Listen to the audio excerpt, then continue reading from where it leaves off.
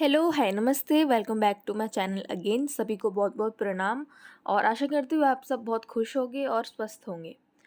So today we are going to study about theory of personality by Kurt Lewin. As we are all know, we are having our playlist ongoing. देखिए, हम लोग psychology of personality के theories के बारे में पढ़ रहे हैं and today we are going to study about whom, Kurt Lewin. ठीक है, और हमारा एडवांस सोशल साइकोलॉजी पूरा प्लेलिस्ट चल रहा है। Okay, so let's start. सबसे पहले तो हम अगर कर्ट लुईन की बात करें तो सबसे पहले हमारे दिमाग में क्या आना चाहिए कि भाई ये बहुत फेमस मॉडर्न सोशल साइकोलॉजिस्ट थे और इन्होंने एक फार्मूला दिया था। सबसे पहले वो दिमाग में आना चाहिए, उसी से इनकी पूरी थ्योरी समझ में हमको आ जाएगा। ठीक है, so what is that formula और what is that equation?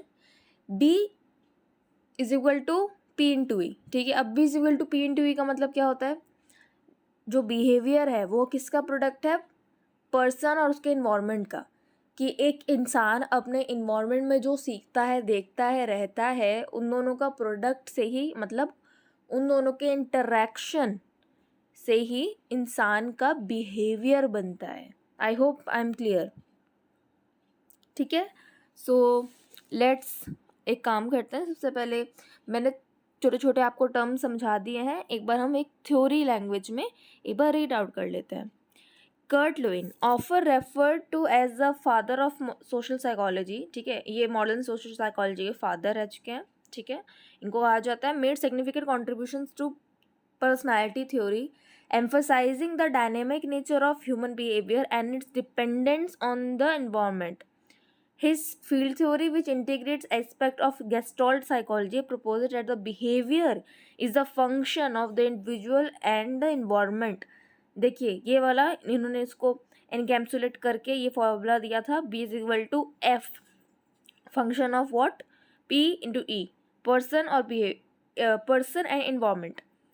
This equation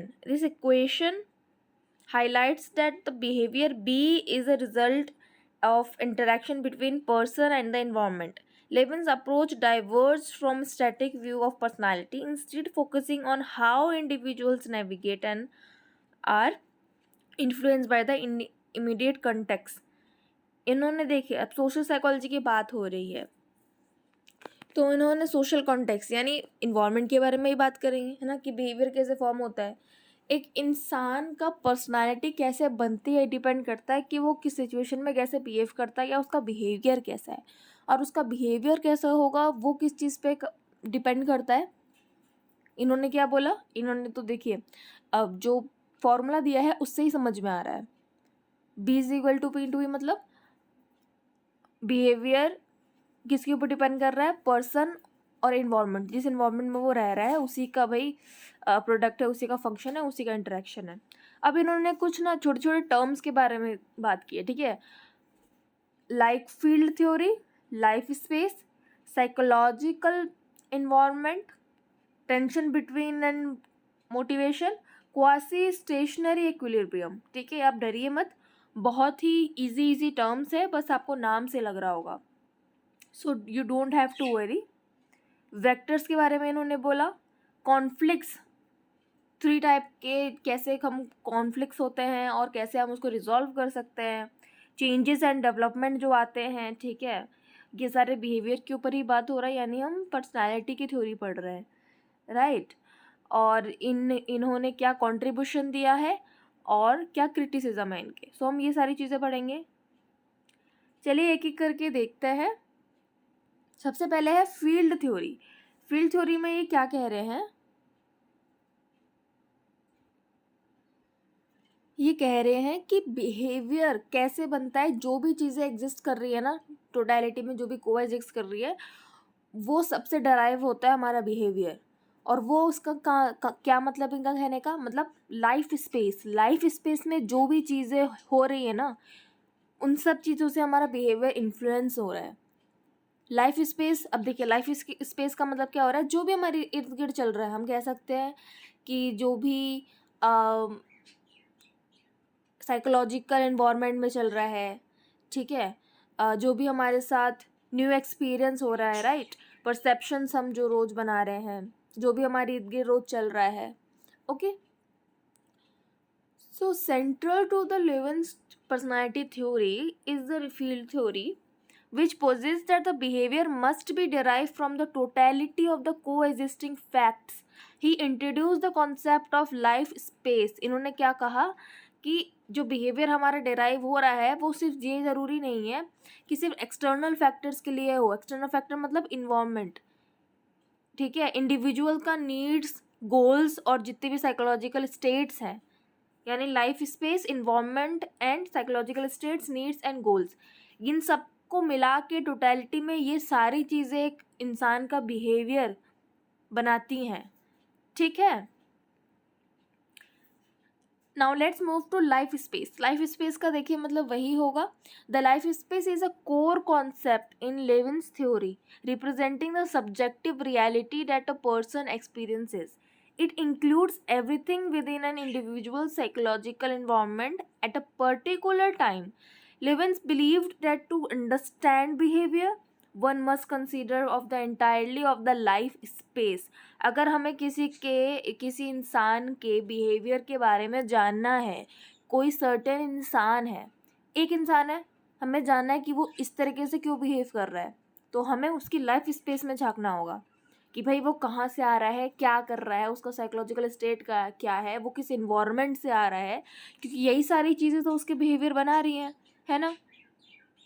one must consider the entirely of the life space which is constantly changing as the new experience and perceptions arises. The life space is not static but dynamic, continually influence by internal and external factors. और ये भी हमको पता है हमारा environment change होता रहता है, सो ये फिक्स नहीं है, इट कैन बी चेंज. अब है साइकोलॉजिकल इन्वायरमेंट. एक होता है फिजिकल इन्वायरमेंट जहाँ पे हम हैं, और एक होता है हमारा दिमाग में, है ना. हमें सिर्फ फिजिकल यानी कि हम कह सकते हैं जो दिख रहा है ना इन्वायरमेंट, कहाँ वो बैठ रहा है, कहाँ वो जा रहा है, किन लोगों में बैठ रहा है, सिर्फ इन चीज़ों पे ध्यान नहीं देना है, बल्कि हमें इन चीज़ों पर भी ध्यान देना है. किन चीज़ों पे भी ध्यान देना है? एक इंसान को हमें होल देखना है कि वो दिमागी रूप से कैसा है, फिजिकली रूप से कैसा है, या हम कह सकते हैं इमोशनल रूप से भी कैसा है.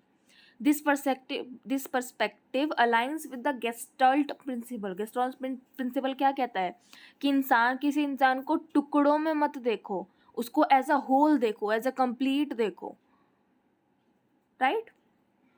अब इन्होंने बात किया था टेंशन सिस्टम एंड मोटिवेशन. ये क्या है? देखिए, हमारी लाइफ में हमें कोई ज़रूरत महसूस होती है, नीड महसूस होती है, ठीक है, उससे हमको टेंशन अराइज होता है, उससे हमें मोटिवेशन आता है और वो चीज़ हो जाती है, ठीक है. Let's take an example. Suppose you are hungry and you need to have some food, right?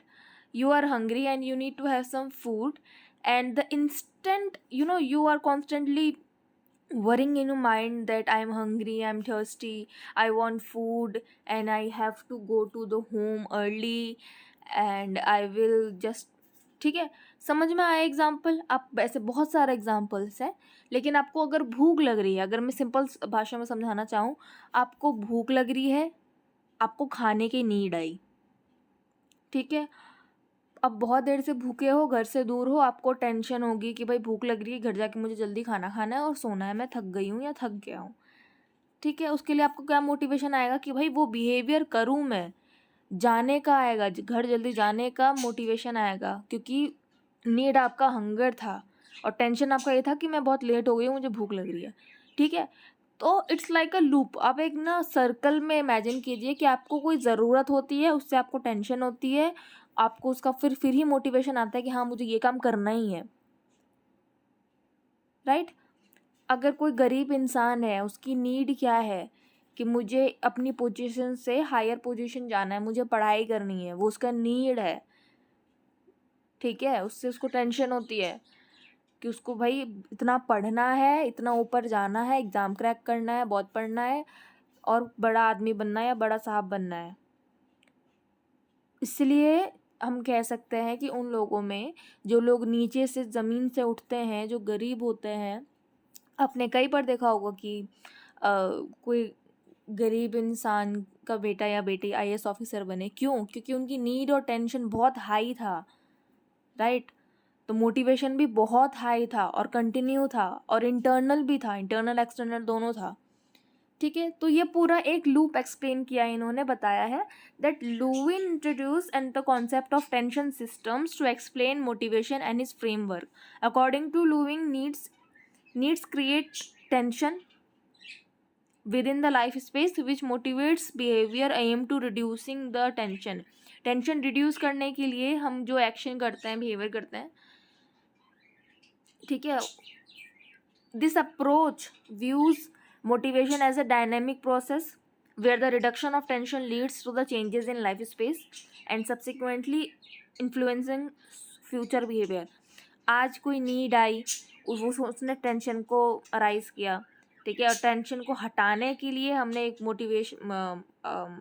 एक मोटिवेट बिहेवियर किया जिससे हमारा टेंशन रिड्यूस हो गया। और टेंशन रिड्यूस हो गया तो हमने इस बार जो काम किया है वही हमारा फ्यूचर बिहेवियर भी बताएगा कि हम अगली बार भी ये सेम चीज़ करेंगे या नहीं करेंगे। ये भी डिपेंड करता है कि रिजल्ट कैसा आया है। वो काम करने के बाद आपको अच्छा लगा है तो आप करेंगे, नहीं लगा है तो वही आपका एक्शन रिड्यूस हो जाएगा और फ्यूचर बिहेवियर फिर उसी हिसाब से प्रिडिक्ट होगा। फिर है क्वासी स्टेशनरी इक्विलिब्रियम, ठीक है। तो इसमें क्या बात हो रही है, उन्होंने कहा है कि जो एक इंसान है वो स्ट्राइव करता है कि वो बैलेंस बना के रखे। बैलेंस मतलब balance between what? Levin proposed that individuals strive for the state of quasi-stationary equilibrium where there is a balance between the force acting upon them. When the tension arises due to the unmet needs and conflict, this equilibrium is disrupted, promoting behavior and the restoring balance. Right? The concept of quasi-stationary equilibrium illustrated how individuals constantly adjust their behavior to maintain stability with their life space। देखिए जो same बात यहाँ हो रही है ना, need आया, need ने टेंशन को क्रिएट किया, ठीक है, और जो टेंशन है उसको रिड्यूस करने के लिए हमने मोटिवेशन मतलब बिहेवियर को मोटिवेट किया करने के लिए, क्या करने के लिए? टेंशन को रिड्यूस करने के लिए और हमारा काम करने के लिए, ठीक है। लेकिन जब नीड आई और जब उससे टेंशन अराइज हुआ तो भाई हमारे लाइफ इसमें तो उथल पुथल हो गई। हमारी लाइफ में कुछ भी, एक होता है लाइफ में बैलेंस चल रहा है और थोड़ा सा भी अनबैलेंस हुआ ना, कुछ भी डिसरप्टेड हुआ तो वो अनबैलेंस हो जाता है और वो स्टेट किसी को नहीं पसंद है, राइट। लाइफ में सबको बैलेंस चाहिए, हल्का सा भी अनबैलेंस होता है तो वो हमें अफेक्ट करता है। वही उन्होंने बात की है कि the concept of quasi-stationary equilibrium illustrates how the individuals adjust their behavior। उस हिसाब से इंसान थोड़ा थोड़ा बिहेवियर को अपना एडजस्ट करने का ट्राई करता है। जैसे कि नीड आई, उससे टेंशन राइज हुआ तो हम मतलब जो बिहेवियर है हम मोटिवेट होकर क्या कर रहे हैं, उस बिहेवियर को एडजस्ट कर रहे हैं ना, कम या ज़्यादा कर रहे हैं ताकि जो नीड से जो टेंशन आया है वो रिड्यूस हो जाए या बैलेंस हो जाए, राइट। अब इन्होंने एक टोपोलॉजिकल वेक्टर साइकोलॉजी दी थी, ठीक है। जो फिजिक्स या हम कह सकते हैं जो पीसीएम बैकग्राउंड से होंगे, जो फिजिक्स बैकग्राउंड से बच्चे होंगे वो समझे होंगे कि अरे वेक्टर्स कहाँ से आ गया, but it's not a big deal. जैसे कि फिजिक्स में क्या होता था हमारे, कि फिजिक्स में ये डायरेक्शन बताता था मैग्नीट्यूड का, ठीक है, मतलब मैग्नीट्यूड और डायरेक्शन दोनों बताता था, ये रिप्रेजेंट करता था, कुछ एरो करके इसका साइन होता था, if I am not mistaken. So vectors in Leeuwen theory represent the direction and the magnitude of the forces within the life space. These forces can be driving, pushing towards the goal or restraining, गोल की तरफ जाना या गोल से दूर आना। The interplay of these vectors determine the behavior of the individual. By analyzing these forces, one can understand the dynamic motivation and the behavior within the life space। किसी के life space में कितना मोटिवेशन है और कितना behaviour है, यानी उस चीज़ का डायरेक्शन क्या है, डायरेक्शन किस में है, ठीक है, कहाँ है, डायरेक्शन कहाँ है, गोल से दूर या पास, और मैग्नीट्यूड कितना है, ज़्यादा या कम, ठीक। Okay, so let's move to conflict and resolution. देखिए 3 टाइप के, देखिए मैंने 4 टाइप के आपको कॉन्फ्लिक्ट पढ़ाए थे। अगर आप मेरा चैनल फॉलो करते हैं तो प्लीज़ कमेंट करके बताइए कि वो कौन से वीडियो में और किन्होंने कॉन्फ्लिक्ट की बात की थी। एनीवेज यहाँ पे 3 टाइप के कॉन्फ्लिक्ट हैं, इनको मैं एक्सप्लेन करती हूँ। एक होता है अप्रोच कॉन्फ्लिक्ट। जब हमारे पास ना 2 चॉइसेस होते हैं और दोनों ही अच्छे होते हैं तो हम भाई कॉन्फ्लिक्ट यानी कंफ्यूज हो जाते हैं, यार दोनों ही अच्छे हैं, कौन सा चूज़ करें, है ना। एक होता है अवॉइडेंस, किया दोनों ही बेकार है लेकिन चूज़ तो मुझे करना ही पड़ेगा, क्योंकि दोनों ही चूज़ करूँगी तो भी दोनों का ही अनफेवरेबल, या हम कह सकते हैं कि अच्छा आउटकम नहीं आने वाला है, मुझे पता है दोनों में से, लेकिन हमको चूज़ करना पड़ेगा। फिर है अवॉइडेंस, मतलब अप्रोच अवॉइडेंस। इसका मतलब कि यार एक ही चीज़ है लेकिन इसका आउटकम ना अट्रैक्टिव भी है पर अट्रैक्टिव है भी नहीं, इसका अच्छा भी हो सकता है आउटकम, बुरा भी हो सकता है, राइट। तो ये सिंगल गोल पे होता है और बाकी ऊपर वाले दोनों 2-2 गोल्स पे होते हैं। पहला वाला 2 डिज़ायरेबल गोल्स यानी अप्रोच कॉन्फ्लिक्ट। फिर जब 2 अनडिज़ायरेबल आउटकम के बीच में हमको चूज़ करना होता है, चॉइस करना होता है, तो वो अवॉइडेंस कॉन्फ्लिक्ट होता है, right. Levin believe that understanding these conflicts and their resolution is crucial for comprehending human behavior. Conflict resolution involves altering the forces within the life space to reduce tension and achieve a state of equilibrium. अब इन्होंने बात की है changes and development, ठीक है। देखिए ये काफ़ी बढ़िया कॉन्सेप्ट है, आपको मज़ा आएगा। वैसे तो पूरी साइकोलॉजी ही पढ़ के मज़ा आता है, अगर आप इसको सिर्फ पढ़ाई के हिसाब से ना लें और अगर आप इसको अपनी प्रैक्टिकल लाइफ में, जो मैं पढ़ा रही हूँ वो अपनी लाइफ से आप रिलेट करें ना, तो आपको बड़ा मज़ा आएगा। तो इन्होंने 3 चीज़ें दी थी, अनफ्रीजिंग, चेंज और रिफ्रीजिंग। तो ये क्या है, अनफ्रीजिंग मतलब कि भाई कोई चीज़ जमी हुई है उसको हम पिघलाने के लिए बोल रहे हैं कि भाई अब चेंज करो। This stage involve disrupting the existing equilibrium, making individuals aware of the need for change. कोई इंसान है उसको हम बोल रहे हैं कि भाई अपना ये हम कह सकते हैं कंफर्ट स्पेस लेवल छोड़ो, जो उसका बैलेंस है भाई उसको जल्दी अनफ्रीज करो, जिस भी स्टेट में तुम हो वो सही नहीं है, क्योंकि अब ये बदलने का टाइम आ गया है, तो हम उसको अवेयर करेंगे, अनफ्रीज करेंगे। चेंज का मतलब क्या है, इन दिस फेज, चेंज मतलब मूवमेंट, ठीक है। तो इन दिस फेज इंडिविजुअल्स और group moves towards a new state of altering behaviours, attitude and perception. उसको हमने आगाह कर दिया कि भाई चेंज करना है, so making individuals aware of the need for change. Then हमने क्या किया, उस ग्रुप या इंडिविजुअल उसको एक न्यू स्टेट में हमने कहा कि भाई बिहेवियर उसका चेंज हो रहा है, एटीट्यूड चेंज करवा रहे हैं और परसेप्शन चेंज करवा रहे हैं, जो उस सिचुएशन में नीडेड है, ठीक है। हम किसी जगह फंस गए हैं और हम कंफर्ट लेवल पे ही रह कि भाई हम तो नहीं हिलेंगे, हम तो नहीं जाएंगे भले कुछ भी हो जाता है, ऐसा तो नहीं होगा। उस सिचुएशन से बाहर निकलने के लिए पहले हमको अवेयर होना पड़ेगा कि हाँ भाई वी नीड टू चेंज यानी अनफ्रीज।